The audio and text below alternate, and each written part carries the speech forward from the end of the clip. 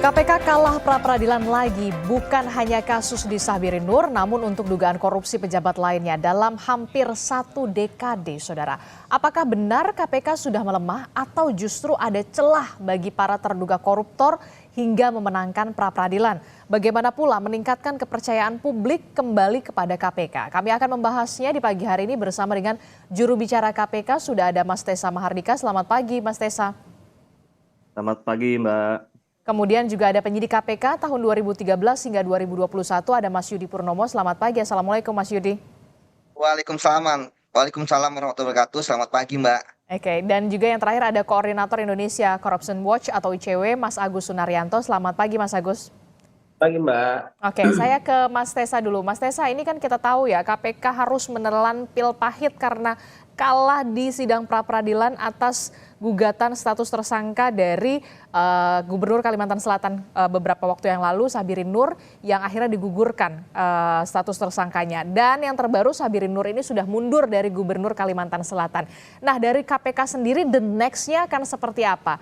Apakah nanti akan kemudian menerbitkan sprindik baru untuk penyidikan terhadap Syahbirin Nur ini? Mas Tessa. Ya, terima kasih banyak, Mbak. Tentunya sebagaimana yang sudah saya beberapa kali sampaikan di beberapa kesempatan. Yang pertama, kita menghormati putusan Hakim Praper karena putusan itu menyoroti independensi hakim dalam memutus berdasarkan sudut pandang yang bersangkutan. Yang pertama, walaupun KPK menyayangkan hakim tidak sepakat dengan pengajuan yang diusulkan oleh KPK melalui Biro Hukum. Tentunya setelah nanti KPK menerima risalah putusan pengadilan Praper tersebut, KPK akan mempertimbangkan tindakan-tindakan apa yang dapat diambil ke depannya. Salah satunya sprindik baru? Salah satunya itu. Dan tetap harus melanjutkan kasus ini? Iya, karena Praper ini kembali lagi hanya menyoroti dari aspek formil saja, tidak masuk ke aspek material. Bahwa perbuatan atau tindakan yang dilakukan oleh para tersangka ini sudah ada dari alat bukti yang dimiliki oleh KPK. Jadi hanya tinggal mengulang saja dari sudut pandang aspek formil. Kalau dari Mas Yudi sendiri melihat ini bagaimana soal kalahnya KPK terhadap gugatan pra-peradilan? Harusnya akan ada sprindik baru kalau sebagai penyidik dulunya begitu, Mas Yud? Ya, memang idealnya seperti itu, Mbak, ya, karena ini kan hanya terkait dengan formil ya, bahwa materinya kan belum diuji. Namun mohon maaf ya, ketika kemudian kita melihat pada saat proses penetapan tersangka yang dilakukan oleh KPK terhadap Pak Manbirin ini, ya, saya tidak melihat suatu keseriusan yang dilakukan oleh KPK. Ingat loh bahwa sudah ada surat perintah penangkapan, kemudian juga sudah ada penggeledahan. Saya tidak tahu apakah ada surat panggilan kepada yang bersangkutan untuk dipanggil ke KPK, ya, untuk kemudian diterbitkannya DPO. Supaya apa? Supaya tidak ada bisa dilakukan gugatan pra-peradilan oleh yang bersangkutan. Artinya dari sini aja strategi yang dilakukan sudah salah seperti itu. Jadi ketika kemudian akhirnya KPK kemudian bermain dalam pra-peradilan, kemudian meladeni, saya pikir di sini saya sudah bisa menebak pasti KPK akan kalah. Apalagi yang bersangkutan kemarin H-1 gitu ya, hadir gitu kan di dalam kegiatan setelah kegiatan gubernur ya, setelah beberapa sebulan ini yang bersangkutan itu menghilang semenjak OTT. Artinya bahwa saya pikir ketika nanti ke depannya ketika dikatakan bahwa KPK akan mengajukan sprindik lagi dan sebagainya, menetapkan yang bersangkutan sebagai tersangka, saya pikir itu hal yang menurut saya agak sulit ya, apalagi kita tahu pra-peradilan yang terakhir misalnya kayak Prof Edi OS yang bersangkutan sampai sekarang kita tidak tahu apakah sudah ada penetapan tersangka lagi atau tidak ketika KPK kalah pra-peradilan. Jadi menurut saya berdasarkan pengalaman saya ya, kelihatan bahwa KPK akan serius ketika dalam proses pra peradilan KPK pun serius gitu kan, dalam upayanya untuk bisa memenangkan pra peradilan atau mencegah terjadinya pra peradilan. Saya pikir saya tidak akan mengajarkan teman-teman saya yang penyidik KPK untuk berenang ya, karena mereka sudah paham strateginya. Yang saya tidak tahu mengapa kemarin pertanyaan paling dasar tidak bisa terbit itu DPO. Kalaupun kemudian akhirnya tetap ada pra peradilan, saya pikir itu tidak jadi masalah. Yang penting adalah usahanya, prosesnya yang kita lihat seperti itu, Mbak. Mas Tesa, bagaimana menanggapi kalah strategi begitu ya, sampai harus kemudian Sabirin Nur, Paman Birin ini bisa kemudian mengajukan pra peradilan dan status tersangkanya gugur. Ada kekalahan strategi atau kalah strategi? Ya, yang pertama tentunya KPK hanya bisa mengendalikan apa yang ada di dalam ya, tidak bisa mengendalikan hal-hal yang terjadi di luar, baik terutama hal-hal non teknis ya, bahwa para penyidik sudah berusaha mencari yang bersangkutan di berbagai tempat dan memanggil saksi-saksi untuk mengetahui keberadaan yang bersangkutan, mengeluarkan surat perintah penangkapan terhadap yang bersangkutan, menerbitkan pencegahan ke luar negeri kepada yang bersangkutan. DPO? Untuk DPO belum. Kenapa? Karena memang pertimbangannya pada saat itu masih banyak informasi atau lokasi tempat yang didapat oleh teman-teman penyidik dan itu yang sedang didatangi dan sedang dicari gitu. Yang memang pada saat kita mengetahui pada 1 hari sebelum putusan praper dia muncul, teman-teman penyidik langsung meluncur ke sana, tetapi memang informasi yang kita dapatkan pasca selesai apel yang bersangkutan langsung masuk ke dalam kendaraan dan pergi entah kemana, yang itu juga kita belum bisa dapatkan. Tapi sempat sebulan loh menghilang. Ya, memang dalam proses ini tingkat kesulitan mencarinya berbeda, Mbak. Ada memang tersangka yang pada saat OTT, pada saat tangkap tangan itu menghilang seminggu, menghilang selamanya, seperti beberapa case tersangka yang belum bisa ketemu sampai dengan sekarang, yang mana pada saat KPK sudah tidak bisa mendapatkan informasi lagi terhadap keberadaan yang bersangkutan, tentunya akan diterbitkan DPO gitu. Oke, saya ke Mas Agus. Mas Agus, dari ICW sendiri melihatnya bagaimana ini? Sempat menghilang 1 bulan, kemudian sempat ada hadir di apel, begitu ada pra peradilan, kemudian gugur status tersangkanya. Bisa dikatakan ya ini KPK sudah benar-benar kalah nih dalam kasus ini. Anda melihatnya seperti apa dari ICW sendiri? Ya, kalau dibilang sementara kalah lah, boleh dibilang seperti itu. Tapi bukan akhir dari atau bukan kiamat bagi KPK dalam hal kalah di pra peradilan, karena seperti yang tadi sudah disampaikan, ada beberapa kasus sebelumnya, baik itu terkait dengan elit politik di level nasional, Setia Novanto, atau beberapa kepala daerah ya, seperti dulu ada Ilham Sirajudin, kemudian ada bupati di NTT, juga ada beberapa kepala daerah di tempat lain, itu juga kemudian ada bukti-bukti baru. Dan kalau berdasarkan bukti yang sudah disampaikan sebelumnya, itu kan juga ada hal-hal yang menarik menurut saya. Pertama, selain ada bingkisan untuk Paman Birin, juga kan ada tulisan untuk BPK gitu ya, kemudian ada untuk bingkisan untuk yang terdahulu. Jadi ini sebenarnya akan sangat menarik kalau memang kemudian keluar sprindik baru buat Paman Birin gitu ya, dan ini kasusnya bisa dikembangkan gitu. Nah, semoga sekali lagi tidak berhenti sampai di situ, dan memang kalau dibilang ada nuansa-nuansa yang kira-kira saya setuju bahwa ada nuansa sepertinya KPK dari awal tidak serius, karena ketika beberapa hari ditetapkan sebagai tersangka kan, seingat saya 2 atau 3 hari setelahnya kemudian Paman Birin itu kuasanya mengajukan pra peradilan gitu. Artinya ketika sudah didaftarkan, proses analisa dan lain-lain oleh majelis hakim kan belum terjadi. Dan kalau kemudian itu bisa ditindaklanjuti, misalnya dengan melakukan pemeriksaan gitu ya, surat pemeriksaan, penangkapan dan lain-lain sampai akhirnya DPO, menurut saya kurang lebih 1 bulan seharusnya sudah bisa gitu. Artinya itu bisa menghambat proses DPO-nya gitu. Tapi sekali lagi menghambat proses peradilannya berjalan ketika sudah ditetapkan DPO kan ada surat edaran dari Mahkamah Agung itu tidak boleh dilakukan proses pra peradilan kalau yang bersangkutan di DPO. Dan sekali lagi sebenarnya kalau dari sisi putusan sendiri kami agak meragukan dari kualitas dari putusan di pra peradilannya juga karena putusan dari Mahkamah Konstitusi itu kan tidak berhenti sendiri di kata tidak ada pemeriksaan gitu ya, tidak ada DPO dan lain-lain, tapi juga di situ kaitannya dengan alat bukti dan kemungkinan tersangka tidak bisa diperiksa itu ada dalam putusan Mahkamah Konstitusi.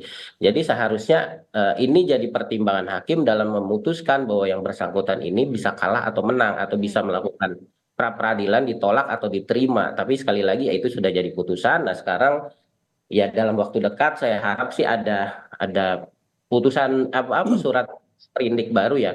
Karena kalau tidak saya khawatir ini kemudian dijadikan bola liar politik gitu ya. Karena bagaimanapun tadi malam kalau tidak salah Paman Birin sudah mengundurkan diri gitu. Sudah mulai banyak wacana apakah jangan-jangan ini adalah merupakan bagian dari deal politik gitu karena sekali lagi ya udahlah kalau misalnya tidak melanjutkan posisi jabatannya sudah mengundurkan diri tidak akan ditindaklanjuti misalnya karena kita tahu sendiri disebut Paman Birin kan karena yang bersangkutan juga punya hubungan dekat dengan pengusaha terkenal yang saat ini dekat dengan Pak Prabowo sebagai presiden. Jadi dimensi-dimensi politik itu saya khawatir kemudian akan menjadi bola liar yang sedikit banyak mungkin akan berpengaruh terhadap status KPK yang saat ini dalam undang-undangnya itu di bawah eksekutif gitu ya. Jadi ini yang menurut saya harus ada percepatan di level penyidik di KPK untuk menghindari munculnya isu-isu soal politik ini gitu. Itu juga. Oke, gimana Mas Tessa menanggapinya? Jangan sampai kemudian ketika Paman Birin ini dalam tanda kutip sudah mundur begitu ya, ya sudah selesai begitu di KPK kasusnya. Jangan sampai begitu, jangan sampai menjadi bola liar. Iya, saya sepakat.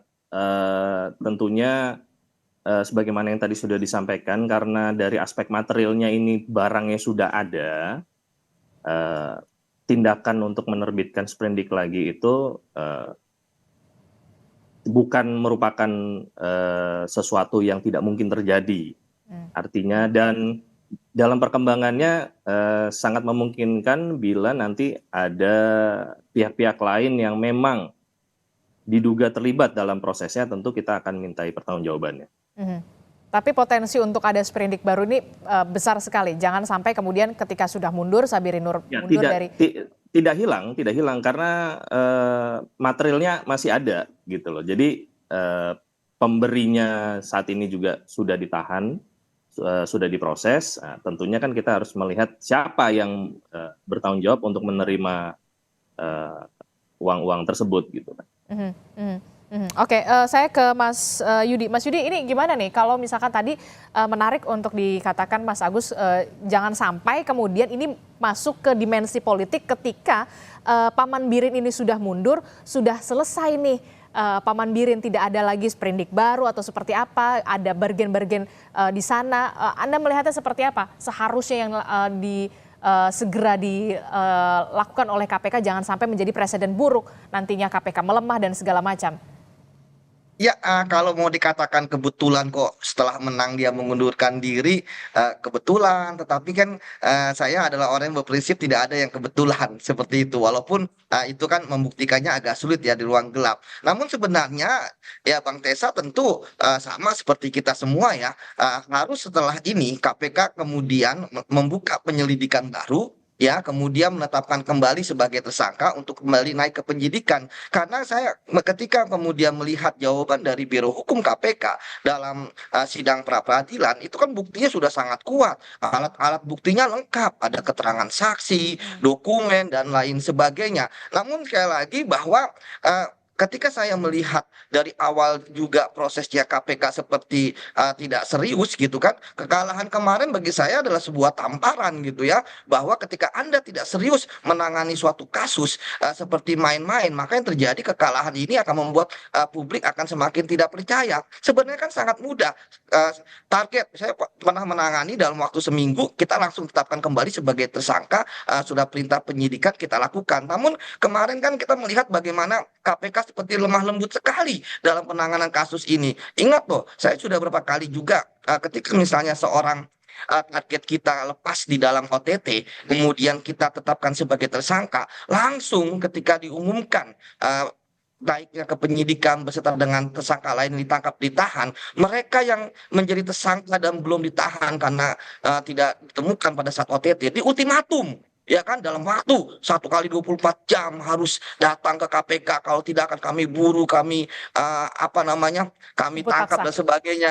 Kita akan dipaksa gitu. Kemarin banget dari Bang Tes saya melihat berjiwa kesatria untuk datang, jadi hanya himbauan. Jadi ini apa gitu kan, ini kan KPK lembaga penegak hukum gitu kan, bukan bukan hanya menghimbau, seperti itu punya kewenangan. Jadi sekali lagi bahwa kalau misalnya dalam waktu seminggu ini KPK tidak melakukan suatu tindakan yang terkait dengan hasil dari putusan ya, setelah tentu membaca, tapi saya pikir tanpa perlu datang dari rilis salinan putusan juga kan sudah ada kelihatan ya, dibacakan juga, dan kemudian di publik juga ada apa saja sih putusan seperti itu. Kalau misalnya nggak ada, saya pikir seminggu, 2 minggu, 3 minggu dan seperti biasa nanti kita akan lupa terhadap peristiwa ini dan akhirnya nggak akan naik ke penyidikan. Jadi pesimisme saya akan seperti itu. Nah, saya tahu bahwa Bang Tesa itu tahulah sebenarnya bagaimana prosesnya di dalam. Justru yang ingin kita tanyakan, bagaimana Bang Tesa bisa mengawal supaya penetapan tersangka itu akan ada lagi. Bagaimana mengawal prosesnya di penindakan KPK? Bagaimana? Saya pikir teman-teman penyidik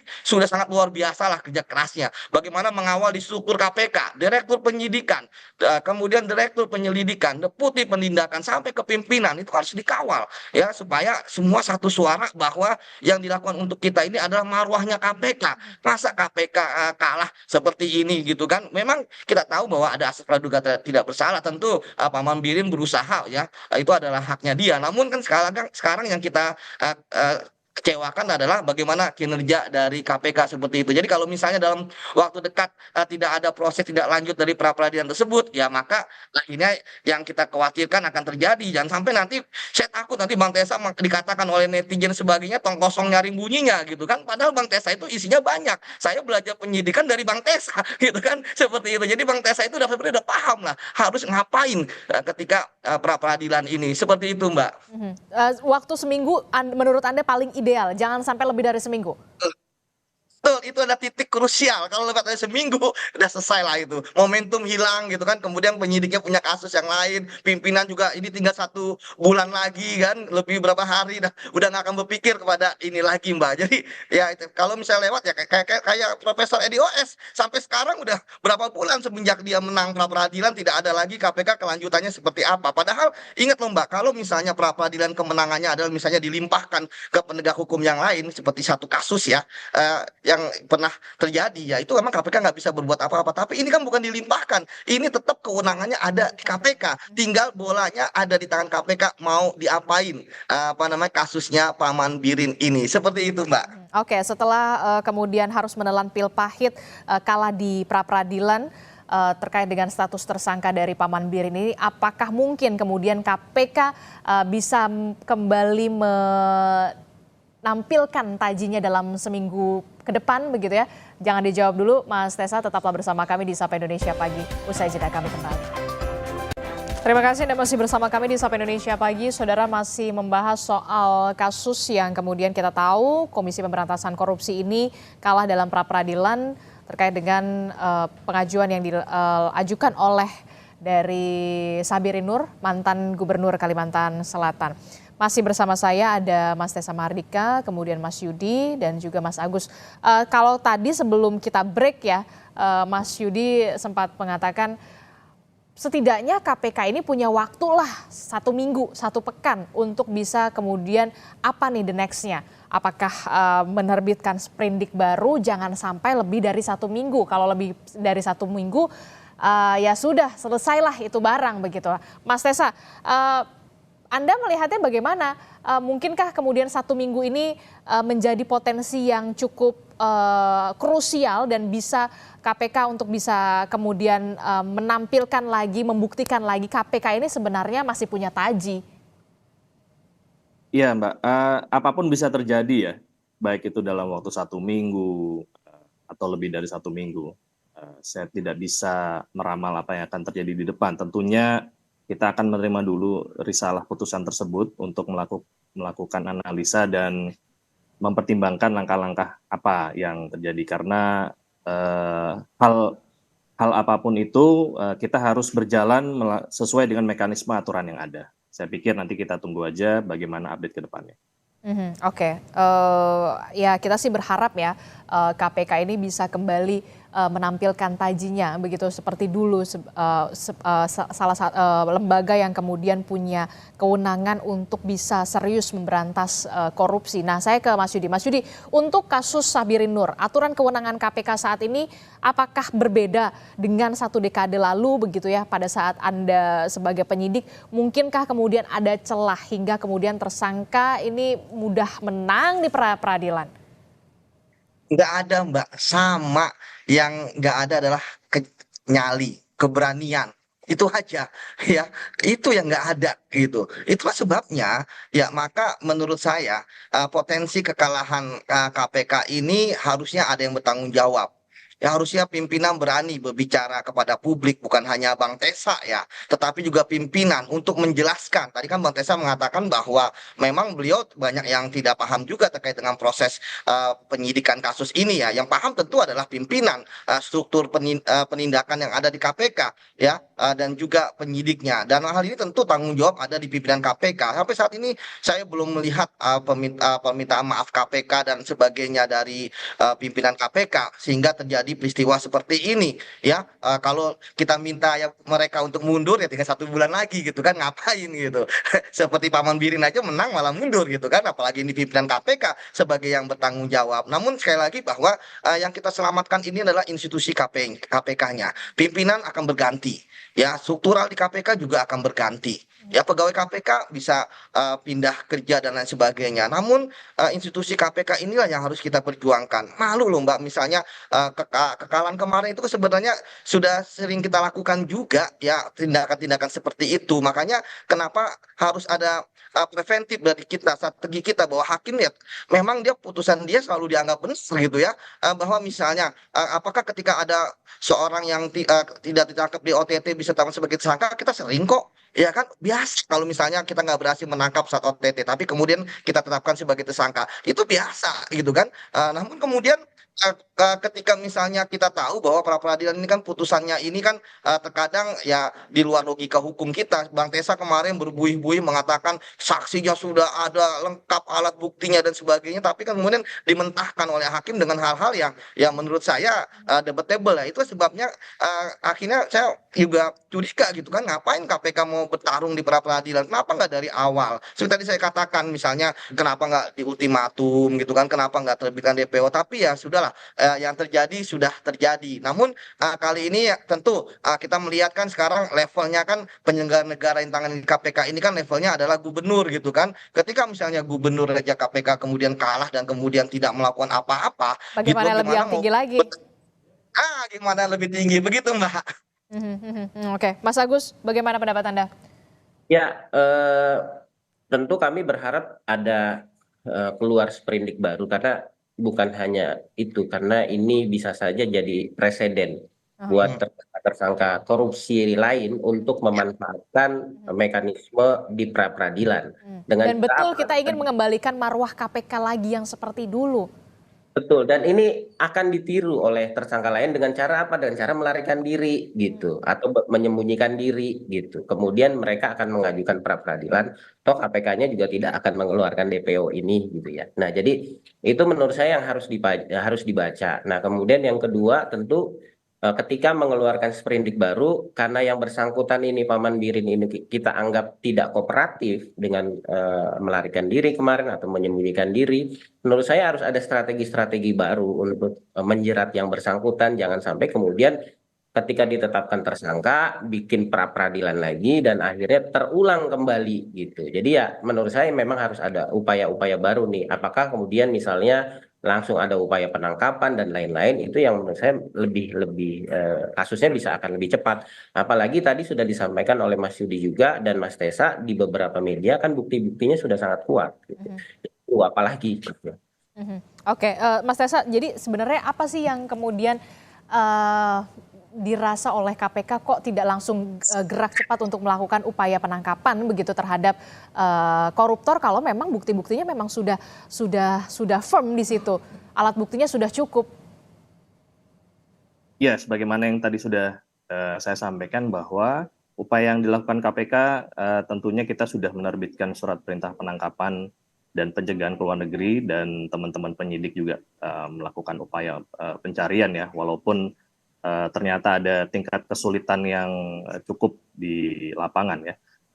Tapi saya juga mau sedikit memberikan informasi bahwa di tahun 2024 ini KPK sudah diajukan praper lebih dari mungkin hampir 15 kalau saya nggak salah ya, antara 10 sampai 15. Dan dua case yang ada sekitar 8 sampai 9 case yang ditolak atau KPK dimenangkan dengan item gugatannya kurang lebih sama seperti yang diajukan oleh Paman Birin. Artinya bagaimana hakim ini melihat case ini juga tentunya sudut pandangnya kita tidak bisa ganggu gugat ya, karena ada independensi sendiri. Nah, jadi bahwa praper ini merupakan hak dari tersangka ya kita hormati. Kembali lagi KPK hanya bisa mengendalikan apa yang ada di dalam. Kita tidak bisa mengendalikan bagaimana tersangka ini mengajukan praper atau tidak, atau bagaimana hakim melihat perkara ini melalui sudut pandangnya seperti apa. Tapi wajar betul ketika di luar KPK ini rasa-rasanya kok gemas sekali begitu ya. Kita hanya ingin KPK ini kembali lagi marwahnya seperti dulu begitu ya, sebagai lembaga anti rasuah yang punya taji begitu, Mas Tesa. Ya, saya sepakat bahwa tentunya sebagaimana ya kita umat Muslim kita harus semakin baik ya, tiap hari semakin baik, ke depannya semakin baik, meningkatkan kinerja segala macam, mencapai ekspektasi dari publik, dari masyarakat. Ya harapan kita juga nanti bila ke depan hal itu bisa tercapai, tentunya kinerja KPK dapat lebih optimal lagi. Oke, singkat saja saya ke Mas Yudi dan Mas Agus. Apa yang ingin Anda sampaikan untuk KPK untuk khusus kasus ini, Mas Yudi, terakhir? Ya, jangan lama-lama, segera proses lidik lagi, kemudian tetapkan sebagai tersangka, yang tentu ini akan menjadikan marwah KPK ya, yang kita tahu bahwa kepercayaan publik pada KPK kalah dari penegak hukum yang lain, akan sedikit demi sedikit meningkat dibandingkan dengan sekarang. Tentu dengan kalahnya ini tentu akan merosot lebih tajam, seperti itu Mbak. Mas Agus? Ya, saya pikir sama ya, untuk membalikan citra kembali, membangun pelan-pelan modalitas yang selama ini sudah hilang gitu, dengan berbagai persoalan yang ada di internal KPK, mulai dari pimpinan, kemudian di level staf, pegawai, termasuk penyidiknya. Saya pikir ini bisa dijadikan momentum untuk mengembalikan kepercayaan publik dengan menetapkan kembali, mengeluarkan sprindik baru kepada Paman Birin dan membuktikan bahwa KPK tidak terpengaruh oleh persoalan politik gitu. Jadi tunjukkan saja bahwa semua ini ada memang berbasisnya pada berbasis hukum, berbasis dengan alat bukti yang ada. Oke, kita akan tunggu kemudian langkah dari KPK setelah sidang pra peradilan mengabulkan gugatan dari Sabirin Nur yang kemudian digugurkan kasus tersangkanya. Tentu kita berharap KPK masih punya nyali, masih punya taji, dan untuk mengembalikan marwah KPK kembali seperti dulu. Terima kasih Mas Tesa Mahardika, kemudian ada Mas Yudi Purnomo, terima kasih Mas Agus Sunaryanto dari ICW, terima kasih Bapak-Bapak, sehat selalu, selamat pagi, Assalamualaikum. Waalaikumsalam warahmatullahi wabarakatuh. Terima kasih Bang Tesa. Iya, Yud.